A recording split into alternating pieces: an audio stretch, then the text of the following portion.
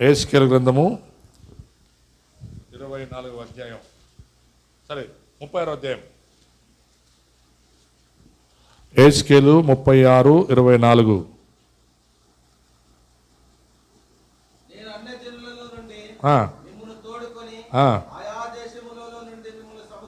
చూడండి, అన్య జనముల నుండి తెలుసానట వేరుపరుస్తున్నాడు, శేషిస్తున్నాడు, ప్రత్యేకపరుచుకుంటున్నాడు. వాగ్దానం చేసిన దేవుడు నమ్మదగిన వాడు. ఇజ్రాయేలీలు, దేవుని పిల్లలు, యూదులు అన్య జనంలోనికి వచ్చి అన్యులతో సహవాసము చేసి అన్యుల దేవతలను, దేవుళ్లను ఆరాధిస్తూ దేవుడు కాని వాటిని వాళ్ళు పూజిస్తూ చనిపోయిన వారు చాలామంది ఉన్నారు. అలాంటి వారి మధ్యలో నుండి ఆయన అంటున్నాడు, అన్య జనములలో నుండి నేను మిమ్మల్ని తోడుకొని.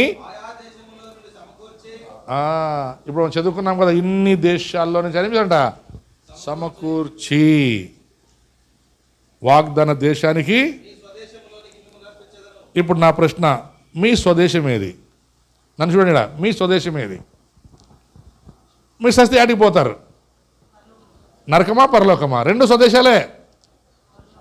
ఈ భూలోకం శాశ్వతం కాదు మనకి. ఈ లోక నమగే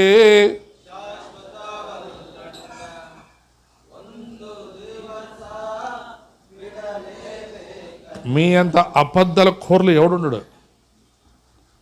ఈ దేశం శాశ్వతం కాదని ఎవడో ఏమంటారు, పరంపోకు జాగా, గవర్నమెంట్ జాగా అయితే పోన్లే, ఎవరో సొంతమూల జాగాని ఆక్కుపోయి కబ్జా చేసుకున్నాం. కబ్జా కొంతమంది కదా కబ్జా చేసుకున్నారు పట్ట జాగాల్ని. ఇడిసిమంటే ఇడిసేది, కొట్లాడేది, రౌడీజం చేసేది, మళ్ళీ ఏం పాట పాడేది? ఈ లోక ನಮಗೆ. ಮತ್ತೆ ನೀನು ಕಬ್ಜಾ ಮಾಡಿದ್ದೇನೆ ಇವಾಗ. ಅದೇ నేను ಈ ಸಾಲಗಾರನ ಬಿಡಂಗಿಲ್ಲಲ್ಲ, ಅದಕ್ಕೆ ಹೋಗಲ್ಲ ಅಲ್ಲಿಗೆ. ಪಾಠ ಪಾಡೇది ఏం చెప్పండి? ಮತ್ತೆ ಶಾಶ್ವತವಾದ ಲೋಕ ಯಾವುದು ನಿಮ್ಮದು? అಲ್ಲಿಗೆ ಎಷ್ಟು జನ ಹೋಗ್ತೀರಿ? నిಮಗೆ ఇప్పుడు లెక్క చూపించాను.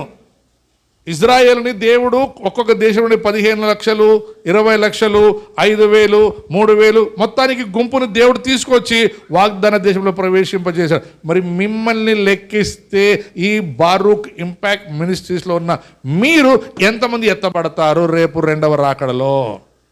అది చాలా ప్రాముఖ్యం. పాట పాడుతున్నాం, ఈ లోక ನಮಗೆ. పాట రాదన్నా ಒಂದು ದಿವಸ ಬಿಡ್ತೀಯಾ ఊరికే పాట పాడేది. ನನ್ನ ಚಿತ್ತವಲ್ಲ ನಚಿತ ದೇವಾ,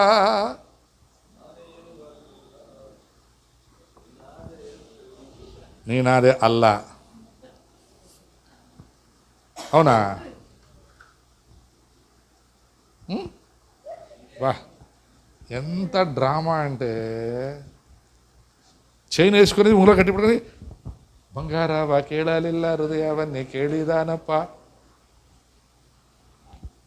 సరేలే, ಬಂಗಾರವ ಕೇಳಲಿಲ್ಲ, ఆస్తి కేಳಲಿಲ್ಲ. జూలైలో ఇప్పుడు చాలామంది అంటారు, అయ్యా మాకు ఎక్కేక అయ్యలేదయ్యా ఇడికని. మా పాతిల్లు ఉంది కదా, మా పాతిల్లు జూలైలో చర్చి కట్టేకి స్టార్ట్ చేస్తాను. ఎంతమంది మీ బంగారు, మీ ఇల్లు ఇస్తారు? డబ్బులు కావాలి కదా, చర్చి బాగా కట్టాలి కదా. మరి ఎంతమంది ఇస్తారు? ఎంతమంది పని చేస్తారు?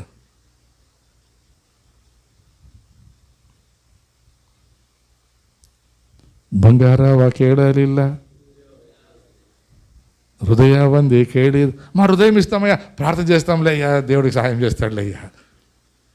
మీరులు కట్టుకుంటే ప్రార్థనే, మామిళ్ళు కట్టుకుంటే ప్రార్థనే కదా. చెప్పండి. ఆ దినమున శేషించబడిన వారు మాత్రమే వాగ్దాన దేశంలో ప్రవేశించారు.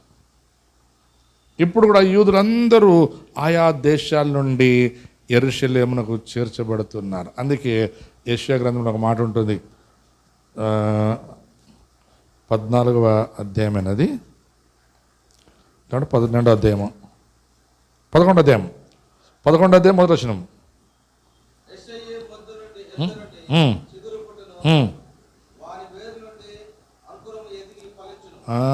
ఇప్పుడు యెషీ మొద్దు, ఇజ్రాయేల్ మొద్దు చిగురించి అన్ని దేశాల్లో ఉన్న వారందరూ ఏమైందంట, ఇజ్రాయేల్కి వాపసు వస్తున్నారు. అది ఇప్పుడు ఏమైంది? ఇప్పుడు అది ఎదిగింది, పెద్దదయ్యింది, ప్రపంచాన్ని గడగడ వణికిస్తూ ఉంది. శేషించబడిన వారందరూ చేర్చబడుతున్నారు, ఇజ్రాయెల్లోకి ప్రవేశిస్తున్నారు. వారిలో చాలామంది ఉన్నారు. అందుకే మనం చదువుకున్నాం ఎజ్కేలు గ్రంథము 36వ అధ్యాయం 24 వచ్చిన మరొకసారి చదువుకుందాం. నేను అన్య జనులలో నుండి మిమ్మును తోడుకొని ఆయా దేశములలో నుండి, అంటే 120 ఆస్థానాలు ఉన్నాయంట. 127 ఆస్థానాలు. ఎస్తేర్ టైంలో 127 ఆస్థానాలు ఉన్నాయి. మరి సొలొమోను దేశంలో ఏముంటుంది తెలుసా? సముద్రపు అంత్యము మొదలుకొని సముద్రపు చివరి వరకు ఉన్న అన్ని దేశములలో ఇజ్రాయేలు వారు వ్యాపారము చేయొచ్చు. వారి ప్రాబల్యము ఏమంటారు, గొప్పదాయను గనుక వారిని చూచి ఇతర జనములకు అసూయ పుట్టిన. ఎందుకు చంపాడు హిట్లర్ తెలుసా? హిట్లర్ యూదులు చంపడానికి కారణం ఏం తెలుసా? యూదులు ప్రబలిపోయారు. యూదులు ప్రతి వ్యాపారంలో వాళ్ళే. ఇప్పుడు మీరు చూడండి గుజరాతీస్, మన భారతదేశంలో గుజరాతీస్ ప్రపంచంలో ఎక్కడ పోయినా వాళ్ళు ఉంటారు. ఇప్పుడు చెప్పాలంటే మార్వాడీస్ అందాం. పానీపూరి లేని బండి, పానీపూరి లేని ఊరు ఎడనుందా? ఒగ్గాని మిర్చి ఉండదు, బయటపోతే. ఇప్పుడు పానీపూరి మాత్రం మనోళ్ళు పానీపూరి తినరు. ఇప్పుడు సరే మనోళ్ళు ఒగ్గాని మిర్చి తినరు, పానీపూరి కావాలంటారు. అంత రుచి అయిపోయినారు. సౌత్ ఇండియా ఫుడ్ తినరు, నార్త్ ఇండియా ఫుడ్ కావాలంటారు. అడిపోయింతో ఏముంటుంది నార్త్ ఇండియా ఫుడ్? ఏం బాగుండదు అది. నార్త్ ఇండియా ఫుడ్ తినాలప్ప భలే ఉంటుంది. ఏం మాడిపోయిన రొట్టి, మాడిపోయిన అప్పడము, అన్నీ మాడిపోయినవే. సౌత్ ఇండియా రుచులు మారిపోయినాయి. అలవాటు పడ్డారు నార్త్ ఇండియా రుచులకి. అలవాటు పడిపోయారు. ప్రార్థన లేదు, వాక్యం లేదు. ఈ మధ్య అందరూ యూట్యూబ్లో అలవాటు పడిపోయినారు. బైబిల్ చదువురు. ఆ పాస్టర్ ఏం చెప్పే, ఈ పాస్టర్ ఏం చెప్పే, వాడేం చెప్పే, యేసు ప్రభు ఏం చెప్పని బైబిల్ చదువుడు కానీ వాడిదే ప్రసంగం. మళ్ళీ వాడు వీడికి ఏం చేశాడు? దాన్ని ఏమిటని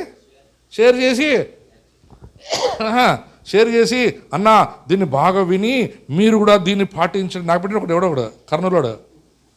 నేను వాడిని ఫోన్ చేసి ఏమరా అంటే, అన్నా తెలియక పెడితే నా ఆయన వాడు తెలుసు నాకు ఎట్లుంటుందని. తెలియక పెడితే నా ఆయన ఇంకా చెప్తే నేను పెట్టేటప్పుడు తెలుసుకొని పెట్టరా అంటే. బైబుల్ చదువురు. ఒకసారి చదవండి కీర్తనలో ఒకటో అధ్యాయం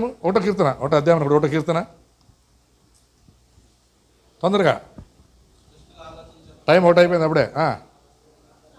చదవండి. నాకు తెలుసులే, మీకు రాదని కంటపడడం రాదు నాకు తెలుసులే. చెప్పండి, చదవండి.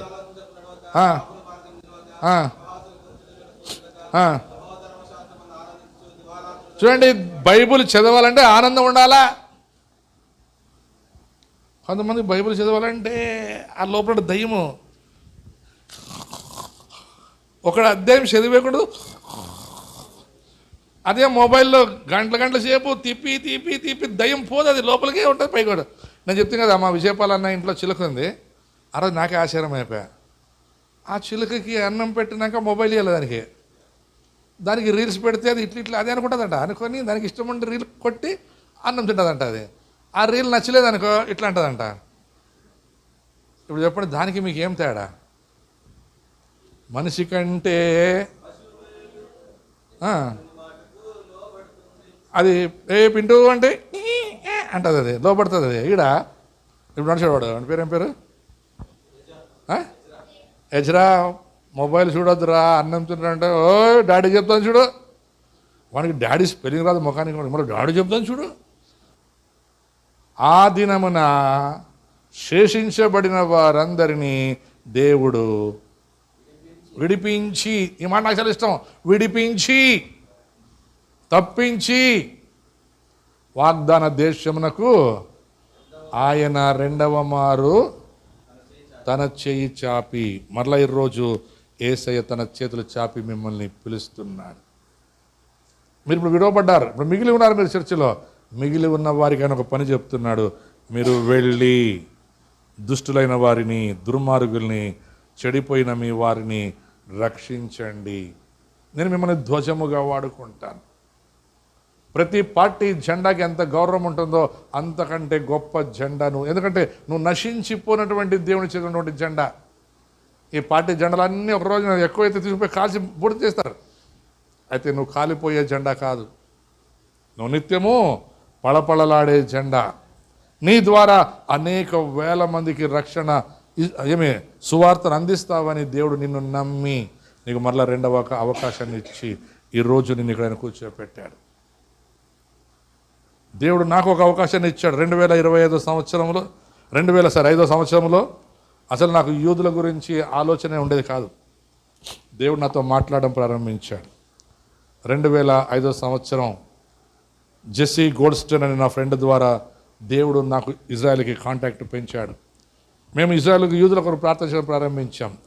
కీర్తనలు 122 కీర్తన 8వ వచనం మనందరూ తెలుసు. 6వ వచనం, యెరూషలేము క్షేమము కోరువారు వర్ధిల్లుదురు. యెరూషలేము కొరకు ప్రార్థన చేసేవారు వర్ధిల్లుదురు. ఎప్పుడైతే యెరూషలేము కొరకు ప్రార్థన చేయడం ప్రారంభించామో, యెరూషలేము క్షేమం కొరకు ప్రార్థన చేయడం ప్రారంభించామో, దేవుడు గొప్ప కార్యం జరిగించడం ప్రారంభించాడు. 2005లో మనాలిలో కాఫీ షాప్ స్టార్ట్ చేశాం. 2006లో గోవాలో కాఫీ షాప్ స్టార్ట్ చేశాం. 2009లో హంపీలో కాఫీ షాప్ స్టార్ట్ చేశాం. ఈ కాఫీ షాప్ యొక్క ఉద్దేశం ఏం తెలుసా? యెషయా 11వ అధ్యాయాన్ని నెరవేర్పు చేయడమే. ఆ రోజేమి యెషీ మొద్దు చిగురించాలి, యూదులు రక్షించబడాలి, యూదులు తిరిగి మరలా వారి యొక్క సొంత దేశానికి వెళ్ళాలి. ఇప్పుడు దేవుని యొక్క ఉద్దేశం ఏం తెలుసా? మనందరినీ మిగిల్చింది మన ద్వారా పరలోక రాజ్యం నింపబడాలి. పరలోక రాజ్యాన్ని నువ్వు నింపుతావని దేవుడు నమ్మి నీకు మరలా రెండవ అవకాశాన్ని ఇచ్చి ఉన్నాడు. ఆ రెండవ అవకాశం ఏం తెలుసా? నీ ద్వారా నీ సొంత వారు, నీ ఇరుగు పొరుగు వారు నువ్వు అన్యుల్ని పెళ్లి చేసుకుండొచ్చు.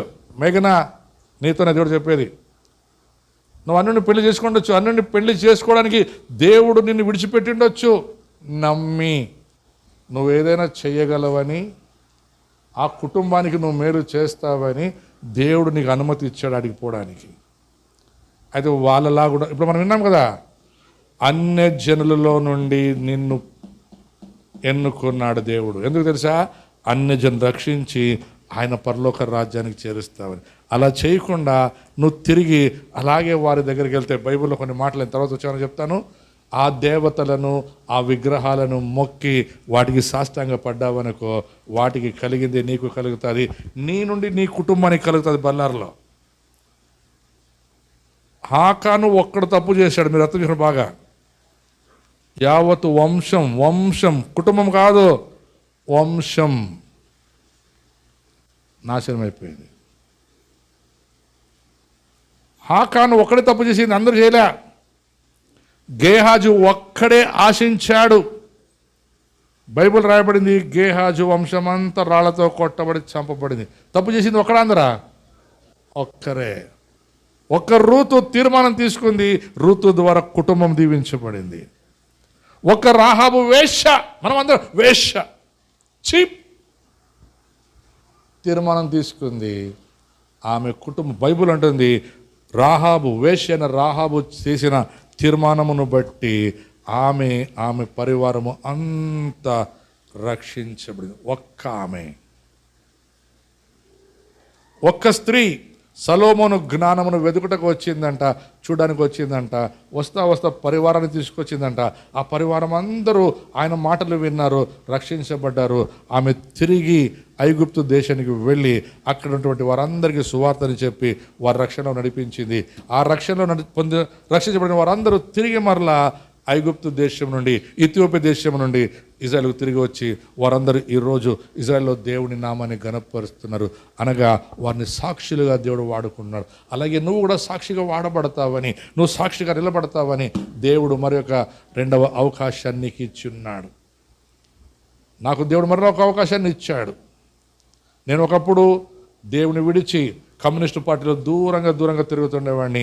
నాకు మరొక అవకాశాన్ని ఇచ్చాడు, తన వైపు తిప్పుకున్నాడు. రక్షించబడ్డ నేను 2005లో యూదులను రక్షణ నడిపించడానికి దేవుడు నన్ను వాడుకోవడం ప్రారంభించాడు. 2008లో మీకు అందరికీ తెలుసు, ఇజ్రాయెల్లో 2008, 2009 ఆ సంవత్సరం అంతా ఇజ్రాయెల్లో ఉండి అనేకులకు దేవుని సువార్తను ప్రకటించడానికి, మరి చదువుకోవడానికి దేవుడు నాకు అవకాశం ఇచ్చాడు. తర్వాత మరి నేను మరలా ఇజ్రాయెల్కి వెళ్ళాము. అక్కడ ఇజ్రాయెల్లో యూదులకు పెళ్లి చేసి ఆ పెళ్లిలో మేము కూడా సంతోషించాం. అంటే చూడండి, దేవుడు తన బిడ్డల్ని పైకి తీసుకెళ్తాడే కానీ కింద విడిచిపెట్టేవాడే కాదు. మరి అలాగే మొన్న రీసెంట్గా నేను, పీటర్ పాస్టర్ నిరంజన్ గారు గుంటూరు ఉన్నటువంటి ఆ యొక్క రెడ్డివారి పాలెంలో యూదులకు ఒక సినగాగ్ ఉంది. ఆ యూదులు ఇప్పుడు వారు కూడా ఇజ్రాయెల్కి వెళ్ళడానికి ప్రయత్నం చేస్తాం. మేము వారి కొరకు వారి కుటుంబాలకు ప్రార్థన చేస్తున్నాం, వారిని దర్శించాం. నేనేం చెప్తున్నానంటే, యూదులు రక్షించబడితే మనకు మేలు, రెండవది రాకడ దగ్గరకు వస్తుంది. యేసు ప్రభు తొందరగా వస్తాడు. వారు చిగురించాలి, వారు ఫలించి అభివృద్ధి చెందాలి. అందుకే అన్నాడు, మీరు ఫలించి అభివృద్ధి చెందుట వలన పరలోకపు తండ్రికి సంతోషం. అలాగే బారూక్ ఇంపాక్ట్ చర్చ్ మాత్రమే కాదు, మన ద్వారా అనగా నీ ద్వారా నశించిపోతున్న వారు, దుర్మార్గులైన వారు, చెడ్డవారు, నీ ఇంటి వారు. ఫస్ట్ ఎప్పుడు చెప్తాను, పక్కోడికి సువార్త చెప్పేది చాలా ఈజీ. పక్కోడికి చెప్పేది చాలా ఈజీ, ఇంట్లో వాడికి చెప్పడమే చాలా కష్టం. అందుకే వాళ్ళు చూడండి, ఇజ్రాయేలుకే చెప్పుకున్నారు, యూదులకే చెప్పుకున్నారు, వారిని రక్షించారు, వారితో పాటు అన్య జనాంగాన్ని వాగ్దాన దేశం తీసుకొచ్చాడు. అలాంటి కార్యము నువ్వు చేస్తావని దేవుడు నమ్మి, అందుకే నాకు ఆ పాట చాలా ఇష్టం. నాలోనా మరి ఆయనకి ఏదో మంచి కనపడింది నీలో, నువ్వు చేస్తావు నమ్మకం కలిగి ఉన్నాడు ఆయన. అయితే నీకు నీ మీద నమ్మకం ఉందా? కళ్ళు మూసుకో, ఒక్కసారి ఆలోచించుకో. ఆ దినమున ఆయన అనేక మందిని తాను వాగ్దానము చేసిన ప్రకారం, తాను సెలవిచ్చిన ప్రకారం ప్రజలను శ్రమల నుండి, బాధల నుండి తప్పించాడు.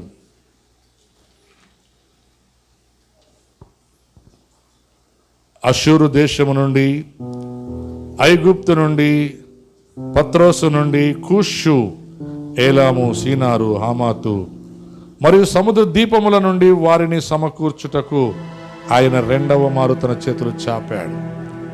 మరి అలాగే మొదటిగా యేసుక్రీస్తు వారు ఈ లోకాన్ని అవతారిగా వచ్చి అందరినీ పిలిచాడు. మళ్ళీ ఆయన రెండవ మారు రాబోతున్నాడు. తన సంఘాన్ని తానుండు స్థలంలోనికి తీసుకొని వెళ్ళడానికి ఆయన రాబోతున్నాడు. అయితే ఆయన వచ్చే ముందు నీకు ఒక పనిని అప్పగించున్నాడు. ఆ పనిని నువ్వు శక్తి లోపం లేకుండా జరిగిస్తే ఆయన నీకు బహుమానాన్ని ఇస్తాడు. ఆ బహుమానం ఆషామాషి బహుమానం కాదు. ఆ బహుమానం ఎవ్వరూ వెలబెట్టి కొనలేనటువంటి బహుమానం, ఎవరి ఊహలకు అందని బహుమానం. అది నీకు ఇవ్వాలని ఆయన ఆశపడుతున్నాడు. ఆయన ఆశను నిరాశపరచొద్దు. ఆయన నీ మీద పెట్టిన నమ్మకాన్ని ఉమ్ము చేయొద్దు. ఆయన నిన్ను నమ్ముచున్నాడు. నిన్ను నమ్మి నీకు మరొక రెండవ అవకాశాన్ని ఆయన ఇచ్చి ఉన్నాడు. ఇజ్రాయేలు వారికి రెండవ అవకాశం ఇవ్వగా వారందరూ పశ్చాత్తాపపడి యేసు వైపుకు అనగా యెరూషలేము వైపుకు తిరిగి వారు వచ్చారు. ఈరోజు కూడా ఇంకా అనేక మంది యూదులు, ప్రపంచంలో ఉన్న వారు అందరూ తిరిగి వాగ్దాన దేశానికి తిరిగి వస్తున్నారు. మరి ఈరోజు యేసు ప్రభు వారు కూడా తన పరలోక రాజ్యానికి తాను రక్తాన్ని కార్చి ఆ రక్తంలో కొని కడిగి తన ఆత్మలో ముద్రించిన తన సంఘం తిరిగి రావాలని ఆయన తన చేతులు చాచి పిలుస్తున్నాడు. ప్రయాసపడి భారం మోయుచున్న సమస్త జనులారా నా యొద్దకు రండి, నేను మీ చింత యావత్తును మోసుకున్నాను, మీ భారాన్ని నేను మోస్తున్నాను, మీ కష్టాన్ని నేను ఎరుగుదును, నీ దుఃఖమును నేను ఎరుగుదును, నీ కన్నీటిని నేను ఎరుగుదును, అవన్నీ సమాప్తమయ్యను. నా యందు విశ్వాసం ఉంచు వారికి ఏ మేలుకు కొదవలేదన్నాడు. అలాగే మార్కు సువార్త 16:16 అని అంటున్నాడు, నమ్మి బాప్తిజం పొందిన వారు రక్షించబడుదురు, నమ్మని వారికి శిక్ష అంటున్నాడు.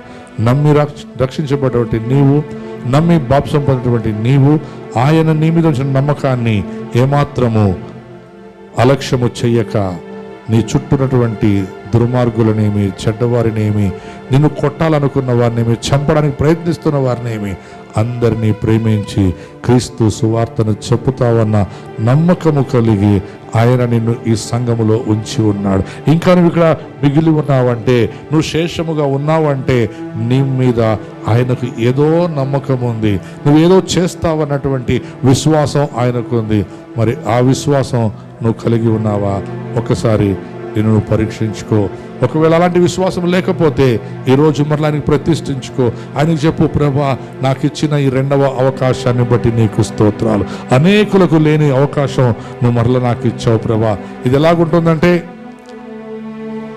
ఎగ్జామ్లో 29 మార్కులు వచ్చి ఫెయిల్ అవుతున్నటువంటి వాడిని టీచర్లే కనికరించి కృప చూపి 6 మార్కులు ఇచ్చి పాస్ చేశారు. ఆ 6 మార్కుల్లో పాస్ అయిన వాడు సంతోషించి అందరికి చెప్పుకుంటాడు, నేను ఫెయిల్ అవుతాననుకుంటుని నన్ను పాస్ చేశారు, నేను ఫెయిల్ అవుతాననుకుంటుని నన్ను పాస్ చేశారు. అలాగే నువ్వు చెప్పాలి, నేను చెడిపోయిన వాడిని, నరకానికి పాత్రుడై ఉంటిని, నేను నరకానికి వెళ్ళేకి దగ్గరగా ఉంటిని, నన్ను యేసు రక్షించి తన కృపతో నన్ను పాస్ చేసి నన్ను పరలోకానికి చేర్చాడు. నేను ఈరోజు మా ఇంట్లో పరలోకాన్ని అనుభవిస్తున్నాను. ఒకప్పుడు నా ఇల్లు నరకం, నా జీవితం నరకం. నన్ను యేసు తప్పించి, రక్షించి, విమోచించి 2వ అవకాశాన్ని ఇచ్చి నా ఇంటిని పరలోకముగా మార్చాడు, నా జీవితాన్ని పరలోకంగా మార్చాడు. నన్ను తన ధ్వజముగా, తన జెండాగా చేసుకున్నాడు. ఈ జెండా ఎప్పుడు తల వంచకుండా ఆయన చేసుకున్న నమ్మకం కలిగి ముందుకు సాగు. మహాపరిషుదుడా, సర్వశక్తిమంతుడా, మిగిలిన శేషించిన జనమును సమకూర్చావు. అవును తండ్రి, ఏలియా ప్రార్థించినప్పుడు ఇజబేలు దేవుని భక్తులందరినీ, ప్రవక్తుల్ని, బిడ్డల్ని చంపివేసింది. నేను మాత్రం ఒక్కడే మిగిలినయ్యా అని ఏలియా చెప్పినప్పుడు, నాకు శేషించిన వారు 1,00,000 మంది ఉన్నారు అని. నీకు తెలుస్తాయా ఎవరు మిగిలించిన వారని?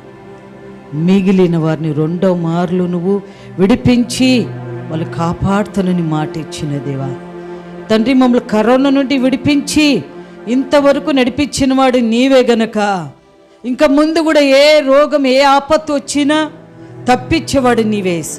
నీ ఎందు విశ్వసించిన మమ్మల్ని మిగిలిచింది కొందనాలు. మేమేం గొప్పవారం కాదయ్యా, కేవలం నీ కృప కాపుదల. వాక్యం చెప్పడి దాసుని అభిషేకించండి, గొప్పగా మీరు వాడుకోండి. జ్ఞానముతో, తెలివి, వివేచనత నింపండి. క్రీస్తు రక్తము గొర్రెపిల్ల ఎదుట నిలబెట్టకు నీ శక్తి సామర్థ్యాన్ని, నీ బలాన్ని, రక్షణ మాకు అనుగ్రహించమని యేసు నామములో ప్రార్థన వేడి పొందిన మా తండ్రి, ఆమేన్.